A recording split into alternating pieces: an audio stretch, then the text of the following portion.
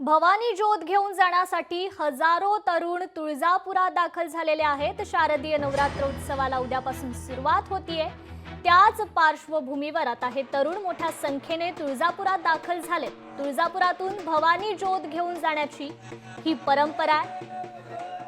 तर उद्यापासून तुळजापूरच्या तुळजाभवानी मंदिरात शारदीय नवरात्रोत्सवाला सुरुवात होतीये। याच पार्श्वभूमीवर आई तुळजाभवानी देवीच्या मंदिरातून भवानी ज्योत घेऊन जाण्याकरता तरुण तुळजापुरात दाखल होण्यास सुरुवात झाली आहे। याच अनुषंगाने तुळजापुरात दाखल झालेल्या तरुणांच्या मंडळाशी संवाद साधलाय आमचे प्रतिनिधी काकासाहेब कांबळे यांनी।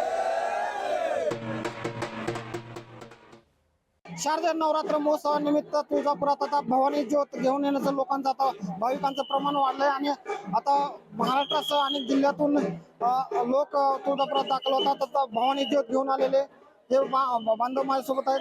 काय सांगाल, तुम्ही कुठून आलात? आम्ही अक्कलकोट तालुका तडवळ गाव सोलापूर जिल्ह्यावरून नांदेड जिल्ह्यातून रेणुकादेवी माहूरगड येथून ज्योत यात्रा चालू आहे। रस्त्यानं टोटल 3.5 शक्तिपीठापैकी एक तुळजाभवानीचं शक्तिपीठ महत्वाचं मानलं जातं, म्हणून इथं येऊन ओवाळणी करून आता इथनं गावाकडे आजचा आमचा प्रवासाचा दिवस आहे तिसरा। आम्ही 10 ते 12 वर्षापासून चालू आहे आमचं, आणि आमच्या मंडळाचे संस्थापक राजशेखर बराजदार आणि बसवराज बुर्ला यांच्या मार्गदर्शनाखाली आमच्या मंडळाचे पुरस्कार म्हणून आम्ही ज्योत यात्रा दरवर्षी प्रत्येकप्रमाणे करतो।